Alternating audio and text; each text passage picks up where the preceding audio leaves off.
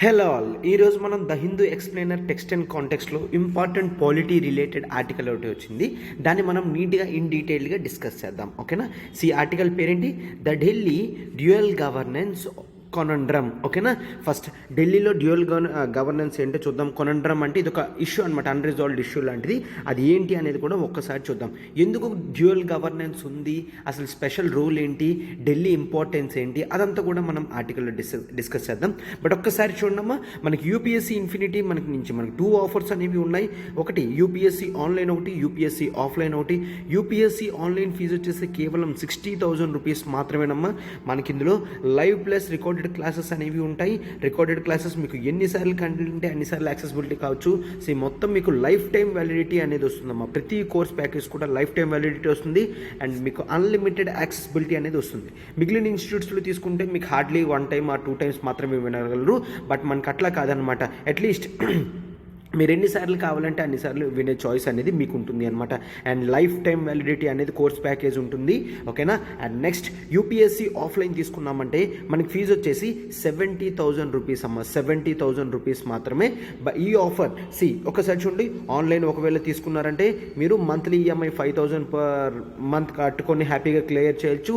అదే ఆఫ్లైన్ 70,000 అయితే మీరు ఈఎంఐ 10,000 పర్ మంత్ ఆప్షన్లో మీరు క్లియర్ చేయొచ్చు అనమాట. ఓకేనా?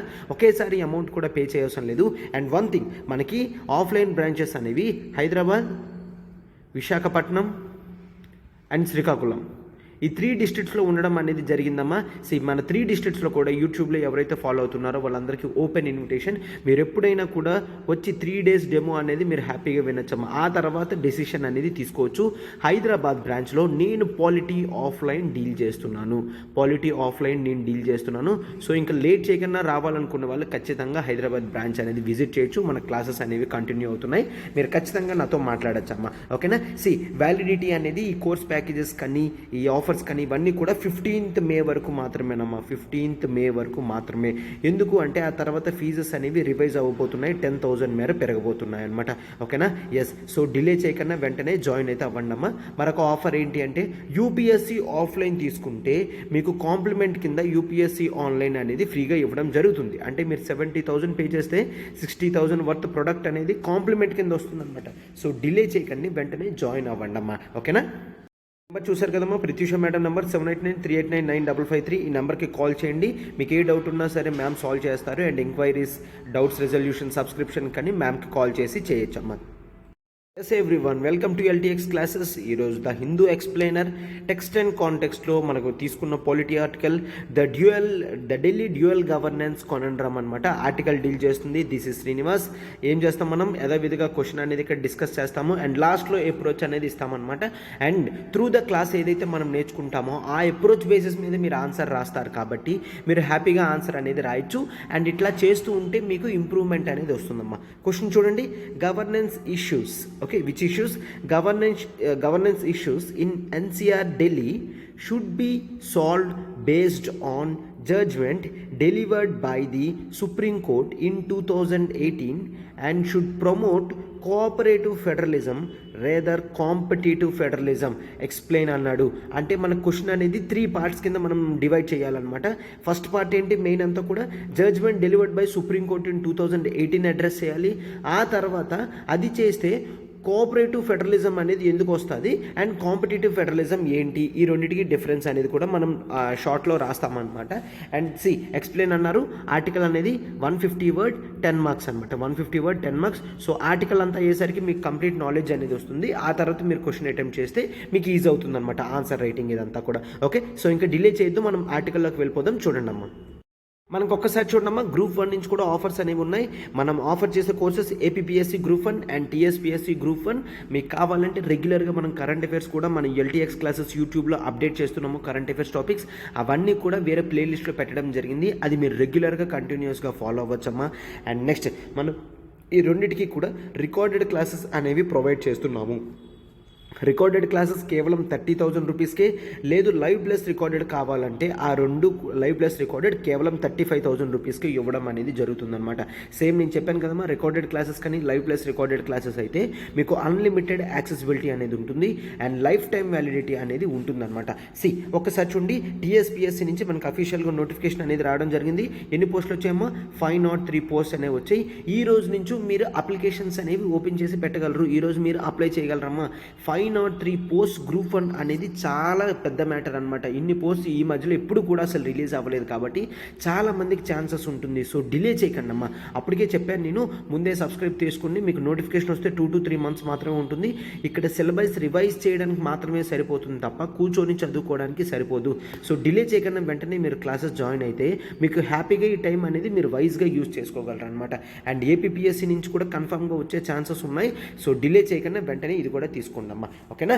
ఎస్. అండ్ ఒకవేళ మీరు యూపీఎస్సీ ఇన్ఫినిటీ తీసుకున్నారనుకోండి, యూపీఎస్సీ ఇన్ఫినిటీ తీసుకుంటే మీకు 35,000 రూపీస్ వర్త్ కోర్స్ అనేది కంప్లీట్గా కాంప్లిమెంట్ కింద వస్తుంది అనమాట. సో వైజ్ డెసిషన్ అనేది తీసుకోండి అమ్మా. అండ్ నెక్స్ట్ ఫీజెస్ కూడా కేవలం 15th May వరకు మాత్రమే. ఆ తర్వాత ఫీజెస్ అనేవి 10,000 రూపీస్ వరకు పెరుగుతున్నాయి. 10,000 రూపీస్ పెరుగుతున్నాయి. అండ్ ప్రతి కోర్స్ మనకి లైఫ్ టైం వ్యాలిడిటీ వస్తుంది. అండ్ ఈ నెంబర్ చూడండి, ప్రత్యూష మేడంది. ఈ నెంబర్కి కాల్ చేసి మీకు ఏ విధమైన డౌట్ ఉన్నా కూడా మీరు సాల్వ్ చేసుకోవచ్చు అనమాట. ఫస్ట్ ఆఫ్ ఆల్ చూడండి article, the Delhi dual governance conundrum అనేసి అన్నారు. మనం బ్యాక్గ్రౌండ్ నుంచి క్లియర్గా 1 by 1 డీల్ చేసుకొని వద్దాం. చూడండి అమ్మా, మనకి కాన్స్టిట్యూషన్ మొత్తం పార్ట్స్ అండ్ షెడ్యూల్స్ కింద డివైడ్ అవ్వడం జరిగింది. అందులో షెడ్యూల్ 1లో మనకి ఏముంటుంది అంటే, షెడ్యూల్ 1 కానీ పార్ట్ 1లో కానీ యూనియన్ అండ్ ఇట్స్ టెరిటరీస్ అనేవి ఉంటుంది. Union and it's territories. ఈ టెరిటరీస్లో మనకి యూనియన్ టెరిటరీస్ కూడా ఉంటాయి. యూనియన్ టెరిటరీస్ ఎక్సెప్ట్ మనం జనరల్గా చూస్తే Delhi and Pondicherry or Puducherry. Okay, Delhi and Puducherry మాత్రమే మనకి లెజిస్లేటివ్ అసెంబ్లీస్ అనేవి ఉన్నాయి. సార్ లెజిస్లేటివ్ అసెంబ్లీస్ అంటే ఏంటి? లెజిస్లేటివ్ అసెంబ్లీస్ అంటే ఇప్పుడు మనకి స్టేట్కి అసెంబ్లీ ఎలా ఉంటుందో అలానే యూనియన్ టెరిటరీకి కూడా లెజిస్లేటివ్ అసెంబ్లీ అనేది ఉంటుంది. అసలు యూనియన్ టెరిటరీస్ కింద ఎందుకు డివైడ్ చేస్తారు సార్? ఒక స్పెషల్ రీజన్తోనే యూనియన్ టెరిటరీ కింద డిసైడ్ చేస్తారు. ఇప్పుడు మీరు జనరల్గా పుడుచ్చేరి తీసుకున్నారంటే పుడుచ్చేరి మొత్తం కూడా ఒక స్టేట్లో లేదనమాట. చిన్న పార్ట్ ఏమొంచి ఆంధ్రాలో ఉంది, కొద్ది పార్ట్స్ ఏమొంచి తమిళనాడులో ఉంది. ఇట్లా డివైడ్ అయి ఉన్నాయి కాబట్టి చిన్న పార్ట్స్ అవన్నీ నార్మల్గా అది స్టేట్ ఫార్మేషన్లో కూడా చేయలేదని దాన్ని పెట్టడం జరిగింది.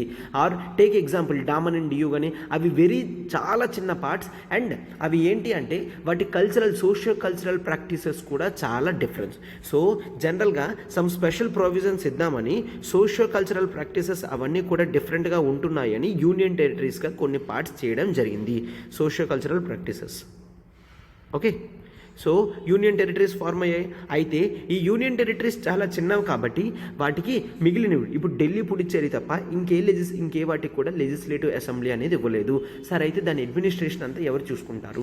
పేర్లో ఉంది కదమ్మా యూనియన్ టెరిటరీ అంటే యూనియన్ గవర్నమెంట్కి సంబంధించిన టెరిటరీ అని మీనింగ్ అనమాట. అయితే ఇక్కడ ప్రతిదీ కూడా ఎవరు చూసుకుంటారు? లెఫ్టినెంట్ గవర్నర్ కానీ అడ్మినిస్ట్రేటర్. నేమ్ జనరల్గా చేంజ్ అవుతుంది అంతే తప్ప బట్ అన్ని రోల్స్ కూడా ఒకటే, administrator. Okay, administrators lieutenant governors అంటారు. సో వీళ్ళు ఏం చేస్తారంటే సెంట్రల్ గవర్నమెంట్ ఏదైతే చెప్తారో ఇక్కడ రూల్స్ అండ్ రెగ్యులేషన్స్ అనేవి ఫ్రేమ్ చేసి ఆ యూనియన్ టెరిటరీస్లో వాళ్ళు రూలింగ్ అనేది చేస్తారు. ఓకే కదమ్మా? అయితే జనరల్గా సార్ ఢిల్లీ ఎందుకు అట్లా పెట్టారు అంటే పుడుచ్చేరి కాస్త పెద్దది కాబట్టి లెజిస్లేటివ్ అసెంబ్లీ ఉండాలి అని చెప్పేసి పెట్టడం జరిగింది. But coming to the part of Delhi అనేది ఎందుకు ఉంచారు అంటే స్పెషల్ రీజన్ అనేది this is national capital region అంటే ఇండియాకి క్యాపిటల్ ఢిల్లీ. సో ఢిల్లీలో ఒకవేళ స్టేట్ గవర్నమెంట్ ఉన్నది అంటే యూనియన్ గవర్నమెంట్ రోల్ అనేది ఉండదు. అండ్ ఒకవేళ యూనియన్ టెరిటరీ రోల్ అనేది దానికి ఇచ్చాము అంటే ఒకవేళ యూనియన్ గవర్నమెంట్ కంట్రోల్లో ఉన్నది అంటే అది కంప్లీట్గా యూనియన్ గవర్నమెంట్ అయిపోతుంది. స్టేట్స్ ఎప్పుడు కూడా జనరల్గా వాటి పవర్స్ అనేవి అక్కడ యూజ్ చేయలేవు, ఇన్ఫ్లుయెన్స్ చేయలేవు అని చెప్పేసి దాన్ని క్లియర్గా యూనియన్ టెరిటరీ కింద పెట్టడం జరిగింది. ఎందుకంటే అక్కడ వేరియస్ కంట్రీస్ రిప్రజెంటేటివ్ బాడీస్ ఉంటాయి, బిల్డింగ్స్ ఉంటాయి, హెడ్స్ ఉంటారు, ఇవన్నీ ఇష్యూస్ ఉంటాయి. కాబట్టి జాగ్రత్తగా కాన్స్టిట్యూషన్ ఏం చేసింది అంటే ఏ రోల్ కూడా ఇవ్వలేదు. ఢిల్లీ అంటే ఒకవేళ క్యాపిటల్ రీజన్ అనేది ఇండియాకి ఉంటే దానికి ఏ స్టేటస్ ఇవ్వాలని కాన్స్టిట్యూషన్ ఏం చెప్పలేదు. సో అందుకనే తర్వాత మనం ఏం చూసాము, ఢిల్లీని యూనియన్ టెరిటరీ చేసిన తర్వాత దీనికి స్పెషల్ ప్రొవిజన్స్ ఇవ్వాలి, ఢిల్లీ చాలా పెద్దది అని చెప్పేసి దీనికి లెజిస్లేటివ్ అసెంబ్లీ అనేది క్రియేట్ చేసాం. మిగిలిన స్టేట్స్ లానే లెజిస్లేటివ్ అసెంబ్లీ క్రియేట్ చేసాం అనమాట. సో అప్పుడు గవర్నమెంట్ ఏం చేసింది, కాన్స్టిట్యూషనల్ అమెండ్మెంట్ చేసి జిఎన్సిటిడి అంటే government of NCT, national capital territorial region Delhi. Okay, NCT Delhi అన్న, ఎన్సిఆర్ రీజియన్ అన్న మొత్తం కూడా ఒకటే. నేషనల్ క్యాపిటల్ టెరిటోరియల్ అంటే దేశం మొత్తంకి క్యాపిటల్ అయిన ఢిల్లీ అని government of NCT D act 1991 అనేది క్రియేట్ చేయడం జరిగింది. ఇక్కడ జనరల్గా ఏం చెప్పడం జరిగింది అంటే ఢిల్లీకి లెజిస్లేటివ్ అసెంబ్లీ ఉంటుంది అని చెప్పారు.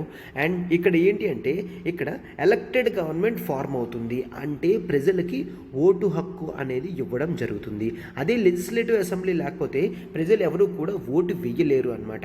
అండ్ నెక్స్ట్ జనరల్గా మనం చూస్తే 1991 యాక్ట్ అనేది జనరల్గా ఢిల్లీ ఎగ్జిస్టెన్స్లోనే చాలా ఇంపార్టెంట్ రోల్ ప్లే చేస్తుంది అనమాట. ఎందుకంటే ఇది జనరల్గా it gives every power to NCT Delhi. Legislative assembly ఉంది కాబట్టి చట్టాన్ని చేసుకునే అధికారం దానికి ఉంటుంది, ఎక్సెప్ట్ 3 కండిషన్స్ అనేవి ఉన్నాయి అనమాట. ఏంటి అంటే అది క్లియర్గా కాన్స్టిట్యూషన్లో మెన్షన్ చేయడం జరిగింది. ఆర్టికల్ దీన్ని బట్టి మనకేం చూస్తామంటే ఈ ఎన్సిటి ఢిల్లీ ఈ యాక్ట్లో మనము జనరల్గా 239A అండ్ 239A బి అనేవి చూస్తాం. 239AA ఏంటి అంటే స్పెషల్ పవర్స్ అనేవి యూనియన్ టెరిటరీకి ఇవ్వడం జరిగింది. అదేంటో ఒక్కసారి చూడండి అమ్మ, చెప్తాము. 239AA కింద ఢిల్లీని ఇప్పటి నుంచి ఎన్సిటి ఢిల్లీగా పిలుస్తాము. చాలా రీజన్స్ అనేవి పెట్టి ఢిల్లీని పెద్ద చేశారనమాట. అండ్ దీనికి ఇంతవరకు ఈ ఢిల్లీని ఎవరు చూసుకునేవారు, అడ్మినిస్ట్రేటర్ అనే వ్యక్తి చూసుకునేవారు. బట్ ఆ నేమ్ అనేది చేంజ్ చేయడం జరిగింది. అడ్మినిస్ట్రేటర్ నుంచి నెక్స్ట్ ఇప్పుడు లెఫ్టినెంట్ గవర్నర్ చూసుకుంటారు. అంటే ఢిల్లీకి ఎవరు ఉంటారమ్మా, లెఫ్టినెంట్ గవర్నర్ ఉంటారనమాట. ఢిల్లీని ఎన్సిటి ఢిల్లీ అనడం జరిగింది, అడ్మినిస్ట్రేటర్ని లెఫ్టినెంట్ గవర్నర్ చేయడం జరిగింది. ఎక్సెప్ట్ 3 మ్యాటర్స్ అనేవి చెప్పాం కదమ్మా. లెజిస్లేటివ్ అసెంబ్లీ అనేది ఏ స్టేట్ లిస్ట్లో ఉన్న ఏదైనా మెన్షన్ చేయగలది, కాంకరెంట్ లిస్ట్లో ఏదైనా మెన్షన్ చేయగలది, except public order, police and land. Public order, police అనేవి మాత్రం ఇక్కడ యూనియన్ టెరిటరీ లెజిస్లేటివ్ అసెంబ్లీ ఉన్నా కూడా చట్టాలని తయారు చేయలేదు. సార్ ఎందుకు ఏ స్టేట్కి యువన్ ఎక్సెప్షన్ అనేది దీనికి ఇచ్చాము అంటే ఇది నేషనల్ క్యాపిటల్ రీజియన్ కాబట్టి ల్యాండ్ అనేది సెంట్రల్ గవర్నమెంట్ చేతుల్లో ఉంచుకుంది, అంటే పార్లమెంట్ చేతుల్లో ఉంచుకుంది. పోలీస్ అనేది పార్లమెంట్ కంట్రోల్లో ఉంటుంది, పబ్లిక్ ఆర్డర్ కూడా పార్లమెంట్ కంట్రోల్లోనే ఉంటుందన్నమాట. ఒకవేళ ఈ సబ్జెక్ట్స్ మీద ఏదైనా చట్టం తయారు చేయాలంటే అది కేవలం పార్లమెంట్ నుండి మాత్రమే మనం చట్టం అనేది తయారు చేయగలము. అండ్ జనరల్గా కూడా లెజిస్లేటివ్ అసెంబ్లీలో ఎంతమంది ఉన్నారంటే కౌన్సిల్ ఆఫ్ మినిస్టర్స్ ఈ నెంబర్ అనేది ఎంత దాటకూడదంటే 10% దాటకూడదు. అంటే ఒక్కసారి చూడండి, ఇప్పుడు ఢిల్లీ అసెంబ్లీ ఉంది, ఢిల్లీ అసెంబ్లీలో 60 మెంబర్స్ ఉన్నారు అంటే ఇక్కడ చీఫ్ మినిస్టర్స్తో కలిపి కౌన్సిల్ ఆఫ్ మినిస్టర్స్ ఎంతమంది ఉంటారు, 6 మెంబర్స్ మాత్రమే ఉండాలి. అదే సార్ మిగిలిన స్టేట్స్కి అన్నిటికీ అంతేనా అంటే నో. ఎక్కడైతే లెజిస్లేటివ్ అసెంబ్లీస్ ఉన్నాయో అంటే ప్రతి స్టేట్లో కూడా లెజిస్లేటివ్ అసెంబ్లీ ఉంటుంది, ఇక్కడ మాత్రం 15% అమ్మా, 10% కాదు. ఈ 10% అనేది కేవలం ఢిల్లీకి మాత్రమే పెట్టడం జరిగింది అండర్ ఆర్టికల్ 239AA కింద. ఓకేనా? సో కన్ఫ్యూజ్ అవ్వకండి. ఎప్పుడైనా క్వశ్చన్ అనేది వచ్చిందనుకో, council of ministers in NCT Delhi shall be 15% of legislative assembly అంటే రాంగ్. ఎందుకు 10%? అది ఒకవేళ ఇలా అడిగాడు అనుకోండి, కాన్స్టిట్యూషన్లో ఈ విధంగా మెన్షన్ చేసి ఉంది 10% అని, ఎస్ ట్రూ. ఎందుకంటే ఆర్టికల్ 239AA అనేది ఈ విధంగా పెట్టడం అనేది జరిగింది. సో ఇప్పుడు ఇదంతా చూశారు. And what is article 239? 239 AB. 239 AB అంటే ఒకవేళ జనరల్గా ఎప్పుడైనా ప్రెసిడెంట్ అనేవాడు కావాలి అంటే ఆ లెజిస్లేటివ్ అసెంబ్లీని అక్కడ ఉన్న గవర్నమెంట్ని క్యాన్సిల్ చేయొచ్చు. క్యాన్సిల్ చేసి ప్రెసిడెంట్స్ రూల్ అనేది ఇంపోజ్ చేయొచ్చు.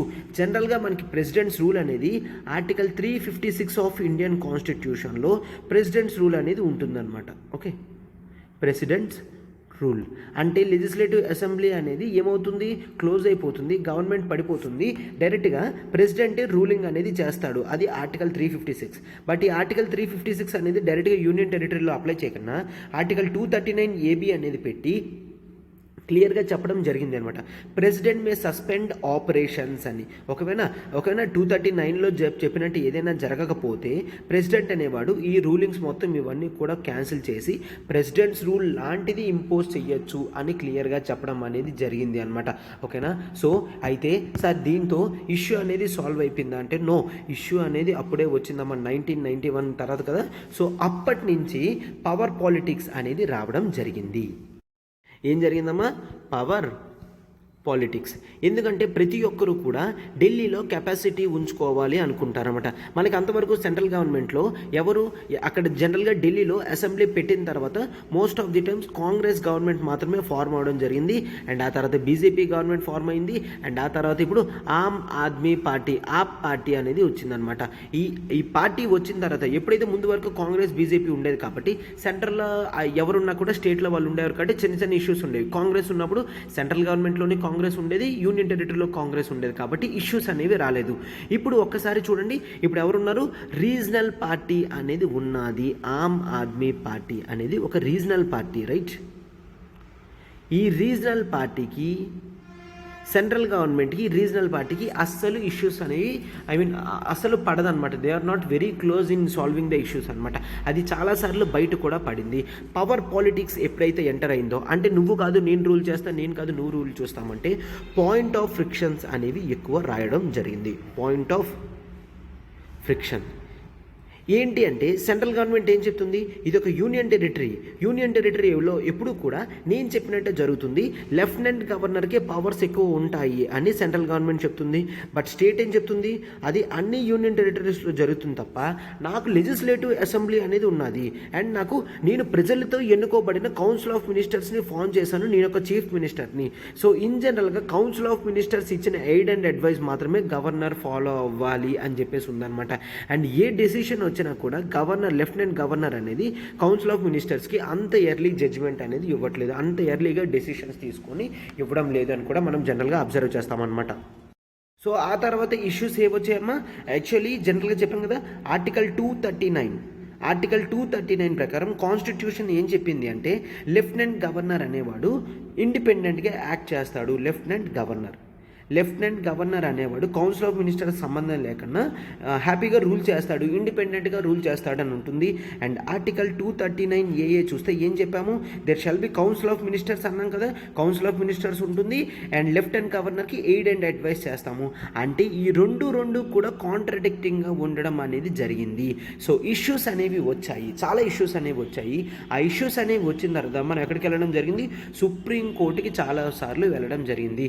ఏంటి, ఎవరు డిలే చేస్తున్నారు, జనరల్గా గవర్నమెంట్ ఏం చెప్తుంది, ఇష్యూస్ అనేవి తీసుకొని రావద్దు స్టేట్ గవర్నమెంట్, మనం హ్యాపీగా సాల్వ్ చేద్దామని. బట్ సెంట్రల్ గవర్నమెంట్ నుంచి లెఫ్టినెంట్ గవర్నర్ ఏంటి, వాళ్ళు ఇండిపెండెంట్గా ఉందామని పవర్ పాలిటిక్స్ అనేది వచ్చింది అని చెప్పాను కదమ్మా.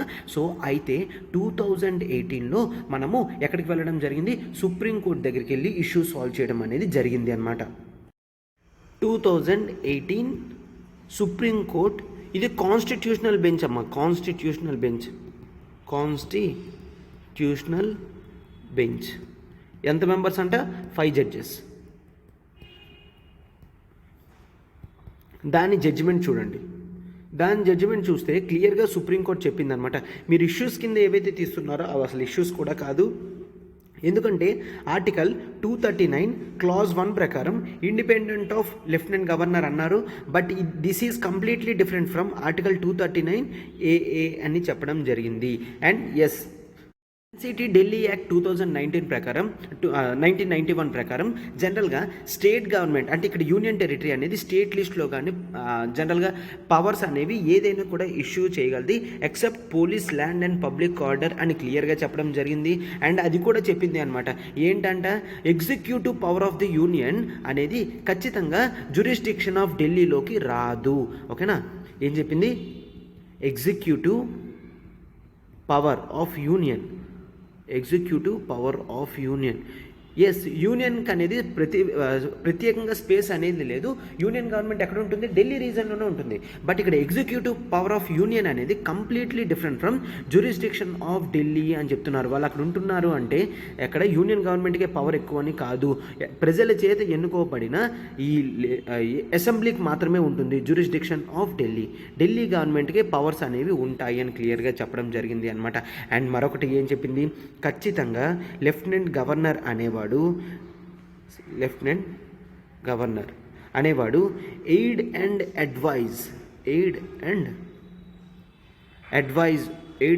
Advise of council of ministers అనేది మనం చూస్తాము. Aid and advise of council of ministers మీద మాత్రమే వెళ్ళాలి అని క్లియర్గా చెప్పడం జరిగింది.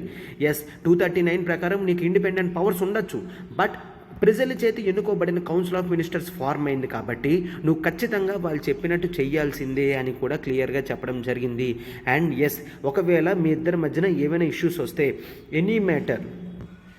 ఏమైనా ఇష్యూస్ వస్తే దాన్ని మీరు ప్రెసిడెంట్ దగ్గరికి తీసుకువెళ్ళి ప్రెసిడెంట్ ఏదైతే చెప్తాడో దానికి అనుగుణంగా నడవచ్చు.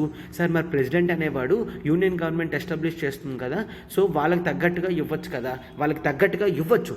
బట్ ఇక్కడ ఇష్యూ కూడా కాన్స్టిట్యూషన్లో క్లియర్గా ఏం చెప్పడం జరిగింది అంటే కౌన్సిల్ ఆఫ్ మినిస్టర్స్కి, లెఫ్టినెంట్ గవర్నర్కి ఎప్పుడైనా తగులు వస్తే అది ప్రెసిడెంట్ దగ్గరికి వెళ్తుంది. ప్రెసిడెంట్ ఏదైతే చెయ్యాలి అని చెప్తాడో దాన్ని ఖచ్చితంగా చెయ్యాలి మిగిలిన వాళ్ళని కూడా క్లియర్గా ఉంటుంది అనమాట. అంటే ఇక్కడ any matter if you are having doubts you can go to president అని చెప్పడం జరిగింది. అండ్ ఆ తర్వాత మరొకటి కూడా చెప్పడం జరిగింది కొన్ని ఇష్యూస్ తర్వాత ఏంటి, ఎనీ మ్యాటర్ అంటే ఎవ్రీ మ్యాటర్ అని కాదు. ఎనీ మ్యాటర్ అంటే ఎవ్రీ మ్యాటర్. ఓకే, నీకు జనరల్గా లెఫ్టినెంట్ గవర్నర్ అనేవాడిని ఎవరు అపాయింట్ చేస్తారు? యూనియన్ గవర్నమెంట్ ఎస్టాబ్లిష్ చేస్తుంది. అంటే నథింగ్ బట్ ప్రెసిడెంట్ అపాయింట్ చేస్తాడు. సో ప్రెసిడెంట్ అంటే ఇండైరెక్ట్గా సెంట్రల్ గవర్నమెంట్ చేతిలో ఉంటారు. సో ఇప్పుడు సెంట్రల్ గవర్నమెంట్ ఏది చెప్తే అది చేయడానికి అవుతుంది అనమాట. సో అందుకనే ఒకవేళ సెంట్రల్ గవర్నమెంట్ ఒకటి ఉండి ఇక ఢిల్లీలో వేరే గవర్నమెంట్ ఉంటే రెండింటికి ఇష్యూస్ వస్తాయి అని చెప్పేసి దీన్ని చెప్తుందనమాట. ఒకవేళ ఎప్పుడైనా నిజంగా ఇష్యూస్ వస్తే అటువంటి టైంలోనే ప్రెసిడెంట్ దగ్గరికి వెళ్ళాలి తప్ప ఎస్ ఇప్పుడున్న ఢిల్లీ గవర్నమెంట్ ఏదైతే చెప్తుందో నాకేమీ నచ్చట్లేదు, నేను ప్రతిదీ కూడా ఎక్కడికి వెళ్తాను? ప్రెసిడెంట్ దగ్గరికి వెళ్తాను. ప్రెసిడెంట్ అనేవాడు యూనియన్ గవర్నమెంట్కి సంబంధించిన వాడు కాబట్టి సెంట్రల్ గవర్నమెంట్కి ఏం కావాలో దాన్ని బట్టే చెయ్యొచ్చు అని అనుకోవడం చాలా తప్పు అని జనరల్గా చెప్తున్నారనమాట. ఓకేనా?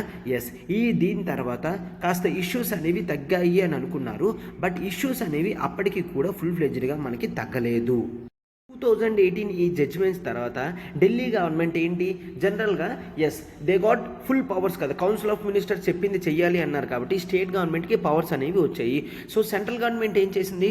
కొత్త అమెండ్మెంట్ యాక్ట్ 2021 అనేది తీసుకొచ్చింది. ఒక్కసారి చూడండి అమ్మా.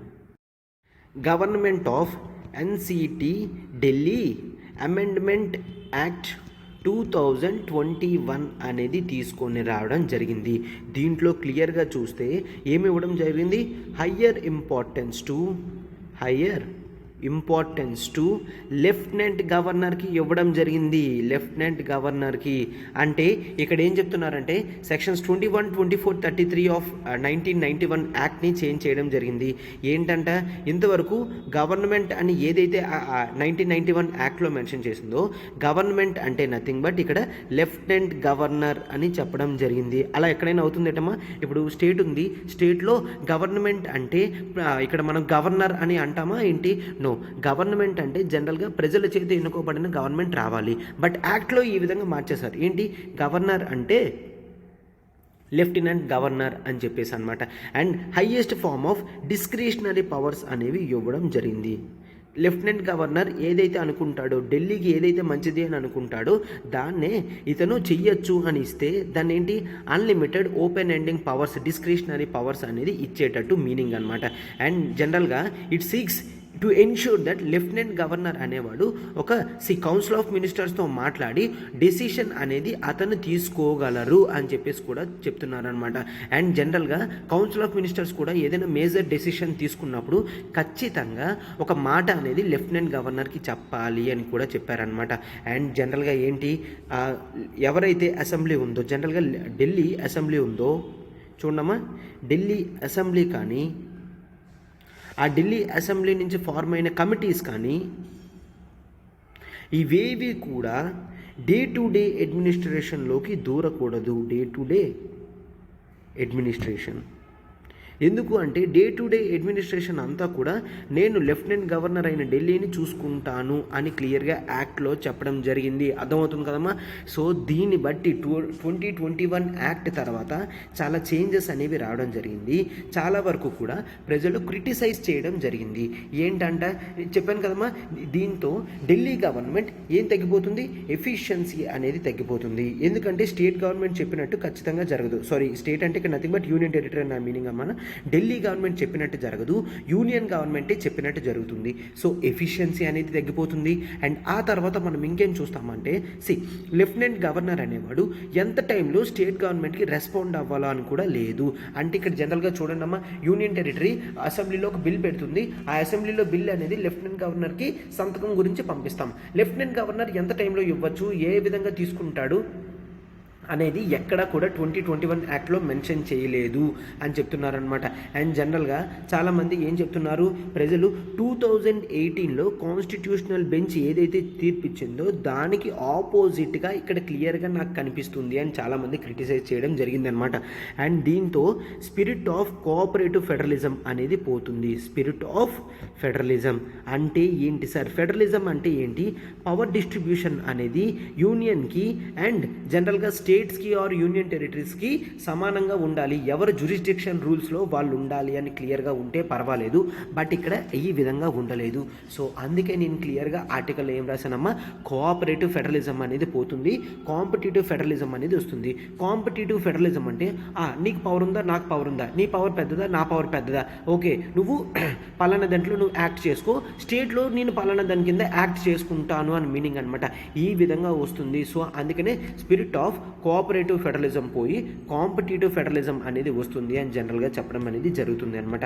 అండ్ ఇవి ఏదైతే ఉన్నదో ఈ 2018 జడ్జిమెంట్ కానీ ఈ అమెండ్మెంట్స్ ఇవన్నీ కూడా చాలా ఇంపార్టెంట్ అమ్మ. మనం జనరల్గా హార్మోనియస్ ఫంక్షనింగ్ అనేది గవర్నెన్స్లో చూడాలంటే ఖచ్చితంగా ఢిల్లీలో పాలిటిక్స్ అనేవి జరగకూడదు. ఎందుకు? ఇది క్యాపిటల్ రీజన్ కాబట్టి ఏ ఇష్యూస్ వచ్చినా కూడా మళ్ళీ చాలా వరకు ఇబ్బంది అనేది కలుగుతుంది అనమాట. సార్ ఓకే, అయితే ఇప్పుడు ఈ ఆర్టికల్ ఏం చెప్తుంది? ఈ ఆర్టికల్ అనేది పాతలానే ఇక్కడ జనరల్గా ఏం జరిగింది, ఇప్పుడు మెయిన్ ఇష్యూస్ అనేవి ఏంటి అంటే సిబిఐ గురించి. అండ్ ఆ తర్వాత ఒకసారి చూడండి అమ్మా, నేను ఇక్కడ రాస్తాను. ఇప్పుడు 3 కాంట్రవర్సీ ఇష్యూస్ అనేవి వచ్చాయన్నమాట. ఒకటి ఏంటి, anti corruption bureau division, ACB ఎవరు అపాయింట్ చేస్తారు. And next electricity board, Delhi electricity board మీద ఎవరికి కంట్రోల్ ఉంటుంది, ఢిల్లీ ఎలక్ట్రిసిటీ బోర్డు మీద ఎవరికి కంట్రోల్ ఉంటుంది. అండ్ నెక్స్ట్ ఆ తర్వాత పబ్లిక్ ప్రాసిక్యూటర్ ఆఫ్ ఢిల్లీని ఎవరు అపాయింట్ చేస్తారు, పబ్లిక్ ప్రాసిక్యూటర్. ఓకేనా? ఎస్. స్టేట్ జనరల్గా యూనియన్ టెరిటరీ ఢిల్లీ గవర్నమెంట్కి సపోర్ట్ చేసుకొని మాట్లాడుతుంది అండ్ సెంట్రల్ గవర్నమెంట్కి సపోర్ట్ చేసుకొని మాట్లాడుతుంది. ఈ ఇష్యూ అనేది ఢిల్లీ హైకోర్టుకి వెళ్తే హైకోర్టు అనేది 2 జడ్జ్ బెంచ్ అనేది తీర్పు ఇవ్వడం జరిగింది. బట్ ఈ 2 జడ్జ్ బెంచ్ కాబట్టి కొద్దిగా డెసిషన్స్ అనేవి స్ప్లిట్ అయిపోయాయి అనమాట. ఇద్దరు కూడా ఒకటి తీసుకుంటే మరొకరు ఇంకోటి తీసుకున్నారు. సో అందుకే ఇప్పుడు ఇది 3 జడ్జ్ బెంచ్కి కూడా వెళ్ళడం జరిగింది. సో ఇప్పుడు జనరల్గా ఈ 2 జడ్జ్ బెంచ్ ఏం చెప్పిందో ఒకసారి చూడండి అమ్మా. ఈ 2 జడ్జ్ బెంచ్ జనరల్గా ఏమవుతుంది, యాంటీ కరప్షన్ బ్యూరో అనేది ప్రతి స్టేట్లో కూడా స్టేట్ కంట్రోల్లో ఉంటుంది అనమాట, స్టేట్ కంట్రోల్లో ఉంటుంది. బట్ ఇక్కడ ఏం చెప్పారు, ACB in Delhi belongs to centre అని చెప్పడం జరిగింది. ఏసీబీ అనేది anti corruption bureau in Delhi అనేది ఖచ్చితంగా సెంట్రల్ గవర్నమెంట్ చేతుల్లోనే ఉండాలి, అప్పుడే అది ఎఫిషియెంట్గా ఎఫెక్టివ్గా పనిచేస్తుంది అని చెప్తున్నారనమాట. అండ్ ఎలక్ట్రిసిటీ బోర్డు ఏదైతే ఉందో ఇది ఎన్సిటీ ఢిల్లీ కంట్రోల్లో ఉండాలి, అంటే ఢిల్లీ గవర్నమెంట్ చేతుల్లో ఉండాలి అని చెప్పడం జరిగింది. అండ్ ఈ పబ్లిక్ ప్రాసిక్యూటర్ అపాయింట్మెంట్ ఏదైతే ఉందో అది ఎన్సిటి ఢిల్లీ కంట్రోల్లో ఉండాలి అని క్లియర్గా చెప్పడం జరిగిందనమాట. ఇష్యూస్ అనేవి క్లియర్గా ఇలాగ తీర్పు జడ్జిమెంట్ అనేది రావడం జరిగింది. బట్ ఇక్కడ జనరల్గా ఏంటి, ఒక జడ్జి అనేవాడు క్లియర్గా ఇవ్వాలి అనమాట. ఇక్కడ జనరల్గా ఏం చెప్తున్నారు, జాయింట్ సెక్రటరీ కన్నా కింద ఇష్యూస్ ఉంటే జాయింట్ సెక్రటరీ లెవెల్ కన్నా ఇష్యూస్ ఏమున్నా కూడా ఎన్సిటి ఢిల్లీదే పవర్స్ అనేవి ఉంటాయి సెంట్రల్ గవర్నమెంట్ కన్నా అని చెప్తున్నారనమాట. అండ్ ఇప్పుడు యూనియన్ గవర్నమెంట్ ఏం చేస్తుంది, 2 జడ్జ్ బెంచ్ నుంచి 3 జడ్జ్ బెంచ్కి వెళ్ళాలి అని చెప్పేసి అపీల్ అనేది చేయడం జరిగింది. సో కొంతమంది ఏంటి, ఇంకెందుకు 3 జడ్జ్ బెంచ్, కాన్స్టిట్యూషనల్ బెంచ్కి వెళ్దాము అనుకుంటున్నారు. బట్ ఎన్సిటి ఢిల్లీ గవర్నమెంట్కి కాన్స్టిట్యూషనల్ బెంచ్కి వెళ్ళడం ఇష్టం లేదు. ఎందుకు, ఆల్రెడీ 2018లో కాన్స్టిట్యూషనల్ బెంచ్ 5 జడ్జ్ బెంచ్ అనేది ఇవ్వడం జరిగింది. ఒకవేళ ఇప్పుడు రేపొద్దున్నే 7 జడ్జ్ బెంచ్ పెట్టి ఆ 7 జడ్జ్ బెంచ్లో ఢిల్లీ లెఫ్టినెంట్ గవర్నర్కి పవర్స్ అనేవి ఎక్కువిస్తే ఇంకా అస్సలు స్టేట్కి చేసేది ఏముండదు అని కూడా జనరల్గా ఆలోచించడం అనేది జరుగుతుందన్నమాట. సో చూసారు కదమ్మా, ఆర్టికల్ అనేది మనం పూర్తిగా ఇన్ డీటెయిల్డ్గా మొత్తం డిస్కస్ చేయడం జరిగింది. కరెంట్ ఇష్యూ ఇదేనమ్మా, కరెంట్ ఇష్యూ ఈ 3 ఇష్యూస్ మీదే ఉన్నది. సో దాన్ని మనం సింపుల్గానే చేసేసామన్నమాట. ఎవరు పర్వ్యూలో ఉంటుంది ఏంటి అనేది మనం చూసాం. ఓకేనా, ఇప్పుడు మనం జనరల్గా క్వశ్చన్స్లోకి వెళ్దాం. చూడండి అమ్మా, ఒక్కసారి చూడండి అమ్మా. ఒకవేళ చూడండి, మనం పాలిటీ ఆర్టికల్ని నీట్గా ఎలా డిస్కస్ చేయడం జరిగిందో, మీకు ఒకవేళ పాలిటీ ఆర్టికల్స్ అన్నీ కూడా ఈ విధంగా బ్యాక్గ్రౌండ్తో సహా క్లియర్గా వినాలి అనుకుంటున్నారు అంటే మీరు ఇండివిజువల్ పాలిటీ సబ్జెక్ట్ కూడా 5000 పెట్టి రికార్డెడ్ క్లాసెస్కి అప్గ్రేడ్ అవ్వచ్చు. రికార్డెడ్ క్లాసెస్ అనేది మీరు సబ్స్క్రైబ్ చేయొచ్చు. మీకు వాటిలో అన్నీ కూడా కవర్ చేయడం అనేది ఉంటుంది అనమాట. ఓకేనా, సో డిలే చేయకండి, వెంటనే మీరు డెసిషన్ అనేది తీసుకోండి. సబ్స్క్రైబ్ చేసుకోవాలనుకుంటే ప్రత్యూష మేడంకి కాల్ చేయండి. మా నెంబర్ చెప్పాను కదా, 7893899553 కాల్ చేయండి. పాలిటీ రికార్డెడ్ క్లాసెస్కి యాక్సెసిబిలిటీ మీరు తీసుకోవచ్చమ్మా. సార్ బ్యాక్గ్రౌండ్తో సహా కరెంట్ అఫైర్స్ టాపిక్స్ అన్నీ నీట్గా చెప్పారు సార్, ఇవన్నీ ద హిందూ చెప్తే సరిపోతుంది అంటే నో. కరెంట్ అఫైర్స్ ప్రోగ్రామ్ అనేది మనకి యూపీఎస్సీ లెవెల్లో కవర్ అవ్వాలి అంటే కేవలం ద హిందూ ఉంటే సరిపోదు. అందుకనే మనం కాంప్రహెన్సివ్ కరెంట్ అఫైర్స్ ప్రోగ్రామ్ అనేది తీసుకొని రావడం జరిగింది. దీంట్లో మనం Yojana, Kurukshetra, PIB, Indian express, live mint, the Hindu అనేవి కవర్ చేస్తాము. ఫీజు వచ్చేసి కేవలం 5000 రూపీస్కే పెట్టడం జరిగింది.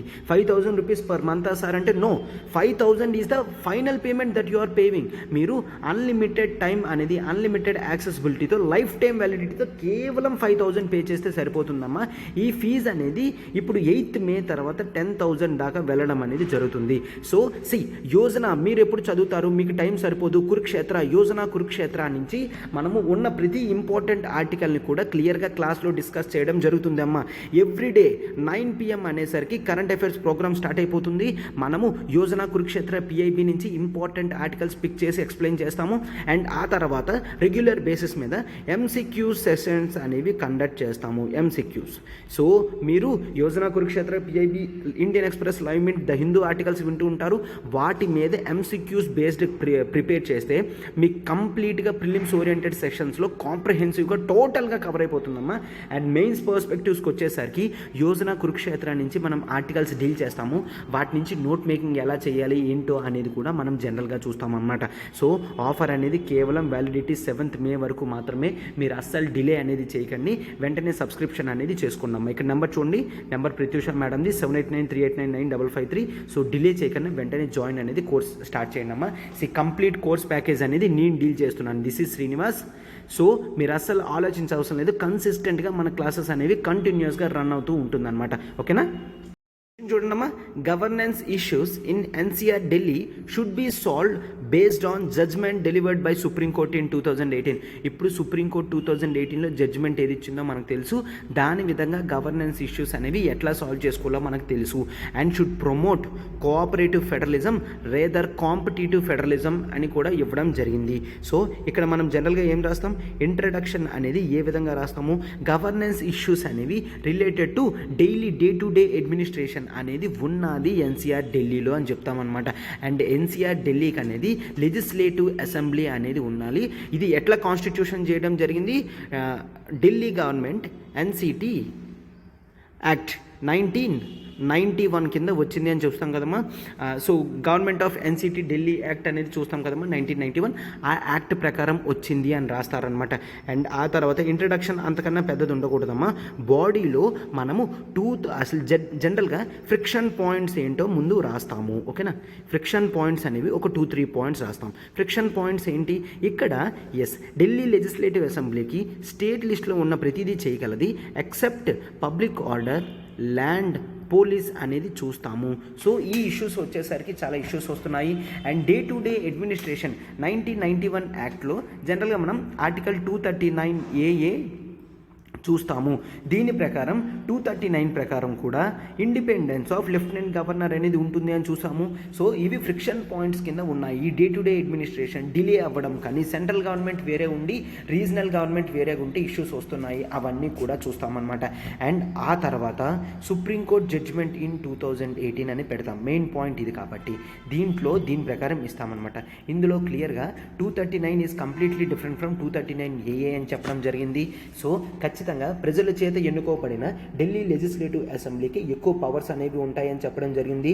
అండ్ నెక్స్ట్ ఇప్పుడు ఏదైతే గవర్నమెంట్ ఉన్నదో, కౌన్సిల్ ఆఫ్ మినిస్టర్స్ ఉన్నారో వాళ్ళందరూ కూడా ఎయిడ్ అండ్ అడ్వైజ్ అనేది లెఫ్టినెంట్ గవర్నర్కి చేయాలి. లెఫ్టినెంట్ గవర్నర్ ఖచ్చితంగా aid and advise of the Delhi గవర్నమెంట్నే చూడాలి అని చెప్పడం జరిగింది అనమాట. ఈ జడ్జిమెంట్స్ అనేవి ఇవ్వడం జరిగింది. అండ్ ఆ తర్వాత 2021 అమెండ్మెంట్లో చేంజెస్ అనేవి వచ్చాయి అని రాస్తారు 1-2 పాయింట్స్. సో ఆ తర్వాత we should promote cooperative federalism rather competitive federalism అని పెడతారనమాట. కోఆపరేటివ్ ఫెడరలిజం అంటే జనరల్గా ఏం రాస్తారు? హార్మోనియస్ డిస్ట్రిబ్యూషన్ ఆఫ్ పవర్స్ అనేవి చూస్తారు. హార్మోనియస్ డిస్ట్రిబ్యూషన్, ఇద్దరికి ఇబ్బంది లేకుండా పవర్స్ అనేవి తీసుకొస్తామని రాస్తాము. అండ్ ఆ తర్వాత ఏం చేస్తాం? కాంపిటేటివ్ ఫెడరలిజం అనేది మంచిది కాదు. అంటే సెంట్రల్ గవర్నమెంట్ పెద్దది స్టేట్ గవర్నమెంట్ కన్నా, స్టేట్ గవర్నమెంటే ఎక్కువ పవర్స్ ఉంటాయి సెంట్రల్ గవర్నమెంట్ కన్నా. ఈ రెండిటి విషయాలు కాకుండా గవర్నెన్స్లో ఇద్దరికిద్దరు సపోర్ట్ చేసుకోవాలి. ఎందుకంటే యూనియన్ గవర్నమెంట్ ఢిల్లీలో ఉంటుంది, ఢిల్లీ గవర్నమెంట్ కూడా ఢిల్లీలో ఉంటుంది. కాబట్టి ఢిల్లీ రీజన్ని ఇబ్బంది లేకుండా పెట్టాలి. ఎందుకంటే అది మొత్తం ఇండియాకి సంబంధించిన క్యాపిటల్ టెరిటోరియల్ రీజియన్ కాబట్టి మనం ఇట్లా చూస్తాము అని రాస్తామన్నమాట. కన్క్లూషన్లో ఈ విధంగా ఎండ్ చేస్తే సరిపోతుంది. Harmonious distribution of powers is rather good than clashes అని చెప్పి రాస్తే సరిపోతుంది. నీట్గా ఆన్సర్ అనేది కంప్లీట్ అవుతుంది అనమాట. సో చూడండి అమ్మా, ఇప్పుడు మీకు క్వశ్చన్ ఏంటి అంటే 2021 అమెండ్మెంట్ యాక్ట్లో వచ్చింది కదమ్మా. ఆ అమెండ్మెంట్ యాక్ట్లో మీకు ఏదైనా క్రిటికల్ పాయింట్స్ అనిపిస్తే 2-3 పాయింట్స్ అనేవి క్రిటికల్ పాయింట్స్ పెట్టండి అమ్మా. 2021 అమెండ్మెంట్ యాక్ట్, ఓకే, 2021 అమెండ్మెంట్ యాక్ట్లో క్రిటిసిజం పాయింట్స్ అనేవి 2-3 పాయింట్స్ మీరు కామెంట్ బాక్స్లో పెట్టండి అమ్మా. ఎస్, మన ప్రతి వర్క్ అని కూడా ప్రతి ఆర్టికల్ వెనకన చాలా హార్డ్ వర్క్ అనేది ఉంటుంది. మీరు దాన్ని అప్రిషియేట్ చేస్తారని మేము అనుకుంటున్నాం అనమాట. అండ్ సో మీరు లైక్ బటన్ని హిట్ చేయండి, ఫెలో ఆస్పిరెంట్స్కి షేర్ చేయండి అమ్మా. అండ్ మీ క్లాసెస్ ఏ విధంగా అర్థమవుతుందో కూడా మీరు కామెంట్ బాక్స్లో చెప్తే మాకు దట్ గివ్స్ మోర్ రిజర్వేషన్ అనేది మాకు ఉంటుంది అనమాట. ఎస్ సార్, ఇక్కడ చూడమ్మా, మన ఇన్స్టిట్యూట్ నుంచి ఆఫర్ చేసే కోర్సెస్ ఏంటి? UPSC infinity, APPSC, TSPSC, higher education MBA entrances కావాలంటే క్యాట్, జిఆర్ఈ, జీమాట్ ఇష్యూ చేస్తున్నాము. And non PSC jobs RBI grade B, RBI assistant, SBI PO clerk, IBPS PO clerk, SSC CGL, CHSL, RRB, NTPC అనేది provide చేస్తున్నాం. ప్రతి course కూడా మనకి life time validity అనేది వస్తుంది. మీరు సబ్స్క్రైబ్ చేయాలంటే వెంటనే 7893899553 మ్యామ్కి కాల్ చేసి సబ్స్క్రిప్షన్ అనేది తీసుకోవచ్చమ్మా. Thank you.